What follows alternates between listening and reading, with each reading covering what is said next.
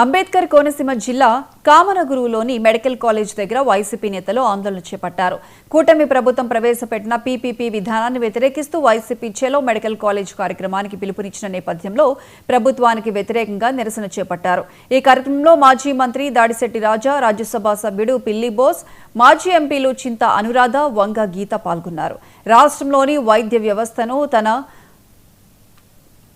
కట్టబెట్టేందుకు చంద్రబాబు ప్రయత్నిస్తున్నారని ఆరోపించారు. చంద్రబాబు తీసుకునే నిర్ణయాన్ని రాష్ట్ర ప్రజలు వ్యతిరేకించాలని ఆయన పిలుపునిచ్చారు.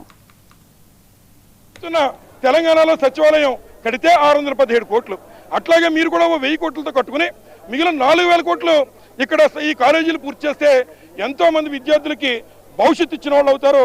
మన విద్యార్థులు ఇక్కడి నుంచి సీట్లు దొరక్క చాలా మంది రష్యా వెళ్ళిపోయిన వాళ్ళు ఉన్నారు, ఉక్రెయిన్ వెళ్ళిపోయిన వాళ్ళు ఉన్నారు, ఎప్పుడు ఎవరు బాంబేస్తారో తెలియని ప్రాంతాల్లో ఉన్నారు. అట్లాంటి చోటు బిక్కుమంట మన పిల్లలు చదువుతూ ఉంటే మీరు మాత్రం ఇక్కడ ఈ కాలేజీలన్నీ నా బినామీలు కమ్ముకుంటా అంటే అని ఒక జీవో ఇష్యూ చేశారు.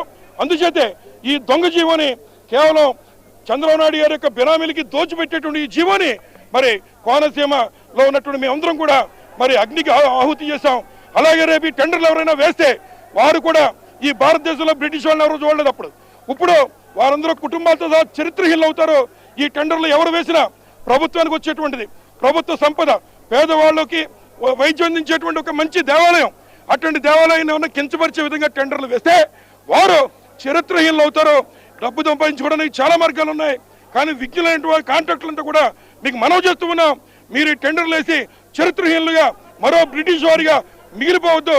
చంద్రబాబు నాయుడు గారు కూడా చెప్తున్నాం.